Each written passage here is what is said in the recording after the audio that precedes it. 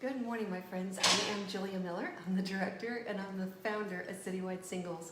I want to invite you to join me for tea time and prayer this morning as I bring the Word of God to you from Proverbs. We have been in a study this month of July. Every day we're doing a different proverb. So today is July 17th. So I am going to talk from Proverbs 17, and I hope that you will read the whole chapter of 17, kind of see what stands out to you. But one of the scriptures that stood out to me, sometimes you're just reading along and you think, wow, that kind of struck me funny, is that he who loves a quarrel loves sin. Now, I really, it's one of those zingers that you just have to sit there and think about. So have you ever known somebody that just likes to argue for the sake of arguing, and you don't even understand why they're arguing or what it's going to be this day, but it just seems like that they seem to enjoy arguing. So the Bible talks about this in Proverbs 17, that he who loves a quarrel loves sin. And I looked up the word quarrel because there's sort of a difference between quarreling and fighting. But to quarrel is like a heated argument, typically over something that's very trivial. So this is kind of that person that likes to stir the pot. They like to find something to nitpick at, and then they're going to try to stir the pot, try to create a division, create a stir over something. And we're seeing this a lot on Facebook as we get closer and closer to the election. There are things that people can just throw out there that just lights a fire, and it's going to create this quarrel, and it seems to be enjoyable to certain people. So to me, this scripture is talking about somebody who actually enjoys this. This doesn't mean that we don't ever disagree with people. Of course we're going to disagree with people, but the person that really seems to enjoy this is also going to be the person that seems to enjoy sin as well. And I thought, this is something I'm really going to have to think about. So I encourage you to meditate on this and just see where, check your own heart. Because when God's speaking to us about these things, we have to go back and look at where do we fall on this spectrum. Because also in Proverbs 17, it says starting a quarrel is like breaching a dam. Now think about this. A dam is a wall that's built up in a body of water that separates one body of water from another body of water. So it's holding back. But as the wall starts to deteriorate, eventually that wall will completely break down, and it will cause one river or one body of water to spill into another body of water. So it's saying that quarreling is like that once you open the door, you can't stop the floodgate. There's no holding it back after that. And so we might say it's like opening a can of worms. And what I thought was interesting is really looking at this from God's perspective. In Romans 12, it talks about that if it's possible, this is the phrase. It says, if it's possible, as far as it depends on you, as far as it depends on us, live at peace with all men. So the Word of God is commanding us to really make an effort to live at peace with people. And sometimes we have to think, well, how do I even do that? In Colossians, it talks about that as God's people, God's chosen people, that's you and me, as God's chosen people, holy and dearly loved. I love the way God prefaces this. He says that we're holy and dearly loved. So it's not like he's hitting us over the head with a baseball bat, but he's saying, look, you're my chosen people. You're holy and you're dearly loved. Clothe yourselves, put on compassion, put on kindness, humility. You know what? It takes a certain level of humility to bite your tongue when somebody is maybe going off about something, and to try to squash that. Gentleness and patience. So it tells us to put on gentleness and patience. I think there's a scripture that says a gentle word can dispel an argument. So sometimes when we are responding to people, sometimes it's best to say something in a respectful, gentle manner, and it will dispel that. But again, there's certain people that just love to argue. And I'll tell you, really, the reason why this is so important to guard our peace. For one, we've been studying a lot through Proverbs about wisdom and about having health in our body and our bones. And that, it said a heart at peace is health to the bones. But here's what I really think the big deal is that Jesus talked about agreement, flowing in a spirit of agreement.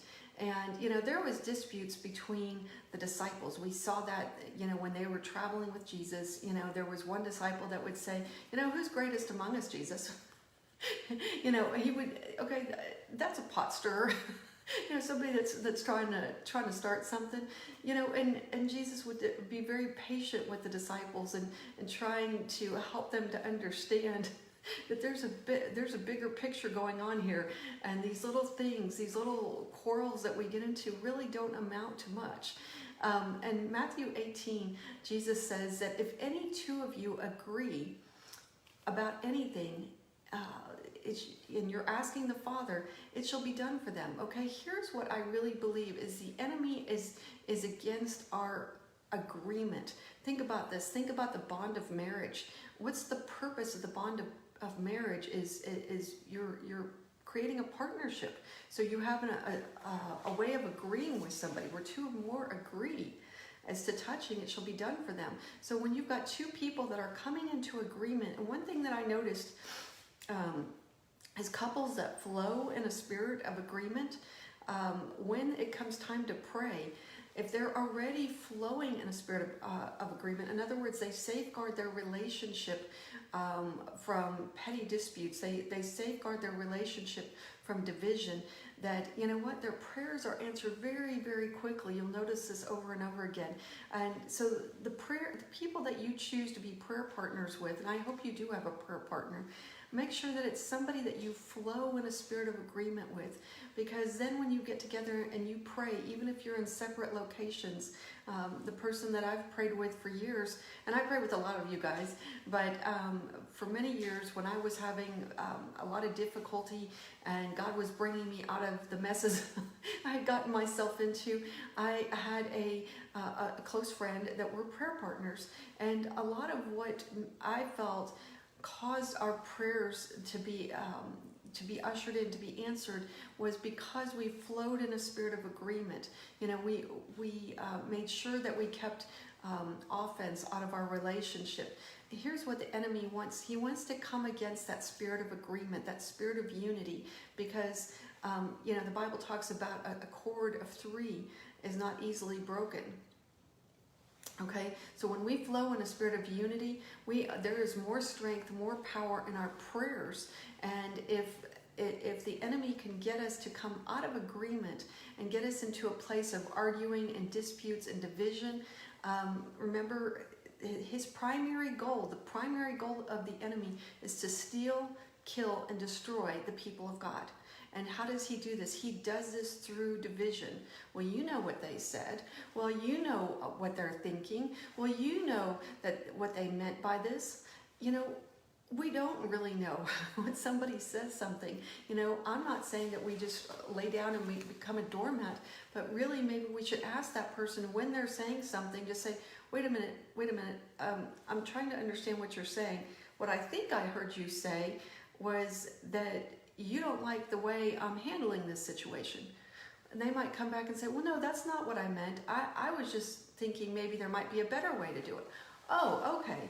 Okay, well, I just wanted to make sure I understood what you were saying, because too many times we end up getting into division and strife. And I mean, this happens on a regular basis in our lives, where we have the opportunity to be offended because we misinterpret what someone's intention was. So maybe the way they said it, I mean, I pray every day, God, put a watch upon my mouth that I wouldn't sin against you.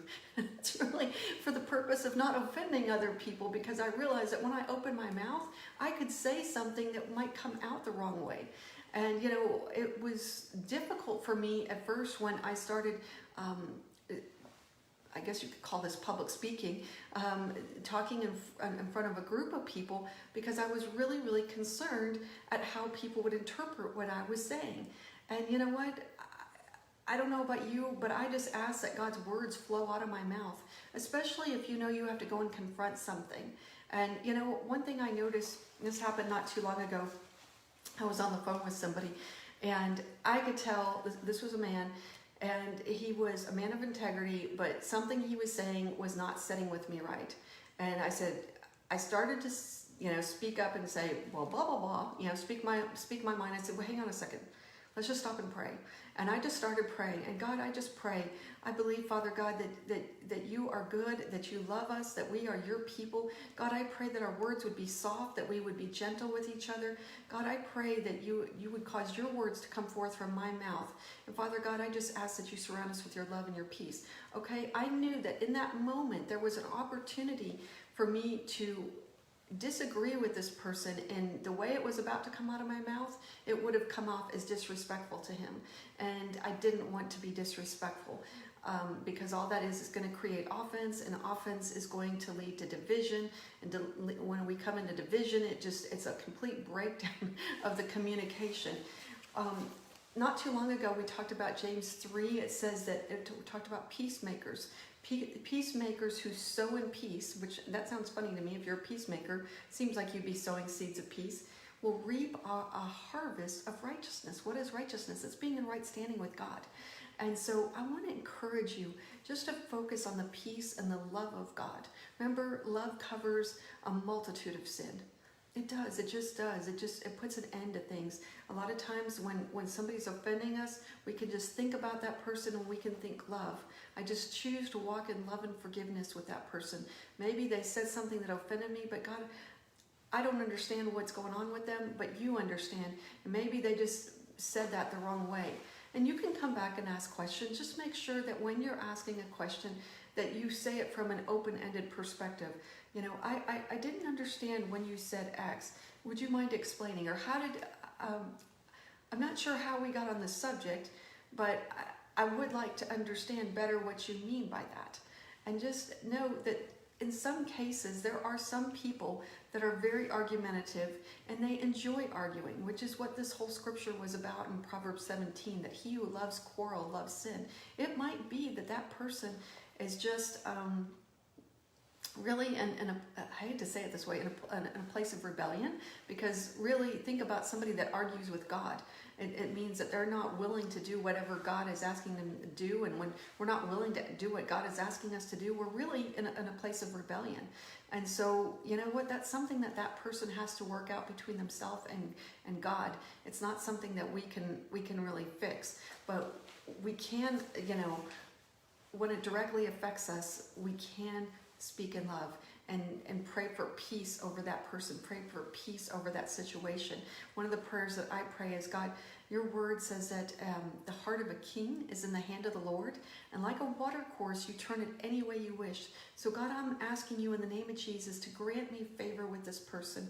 God, I thank you that I have favor with you and I have favor with this person, Father God. So I pray that you would just turn their heart and mind back to you. A lot of times we want to maybe have a relationship with somebody, and we're asking God, turn their heart back to me. But you know what? If we ask God to turn that person's heart back towards him, and as we're praying for that person, as we continue to hold up a person, we continue to speak blessings and favor over that person will sense our prayers even though they don't know that it's coming from us, and we will already have favor with them. So I just want to encourage you today just to be alert. Just be alert to the schemes of the enemy, because he prowls around like a roaring lion looking for somebody he can destroy. He wants somebody that he can tear apart, and he looks for people that are vulnerable. So if we're easily offended, we become easy prey for the enemy. And I don't want that to happen to you any more than I want it to happen to me. God wants us to flow in a spirit of peace and unity. So I want to encourage you today just to focus on the peace of God. Pull out scriptures about the peace of God. I'm going to pray for you, and then I want you to have a great weekend. And today is Friday. Sunday, I will be doing another love story from the Bible. So be sure to tune in here at Citywide Singles DFW at 8:30. Father God, I thank you and I praise you in the name of Jesus that you are the King of Kings and the Lord of Lords. God, I thank you and I praise you that nothing is too difficult for you and nothing is beyond you. God, I thank you. I thank you, God, for your peace. I just take authority over all sickness, disease, infirmity, division, animosity, offense. Father God, I bind those things up off of us. I curse their root, fruit, and seed, and I cast them back in the pit of hell. And I declare that no weapon formed against us shall prosper in the name of Jesus. I loose the spirit of peace. I loose the spirit of unity. I pray, Father God, that you would put a watch upon our mouth, that we might be, that we might submit ourselves to you, God, that we wouldn't sin against you, Father God. God, that we would flow in a spirit of unity. God, that our words would be healing to the people that we speak to, Father God. God, I pray that we would see things through your eyes, Father God. That when we approach people, even people that we've had issues with in the past, Father God, that you would take the blinders off our eyes and empower us to see them as you see them, Father God. God, I pray that you would empower us to see ourselves as you see us, Father God. So God, I thank you and I praise you that there is no condemnation for those who are in Christ Jesus. And I thank you and I praise you, Father God. I thank you and I praise you, Father God, in Jesus' name. Amen. I thank you so much for joining me this morning. Know that I love you, but more importantly, God loves you. He's got a good and awesome plan for your life. Plans to bless you, plans to prosper you, plans to give you a hope and a future. All you have to do is call upon his name and he'll be there for you. I pray that you have a great Friday. Love you.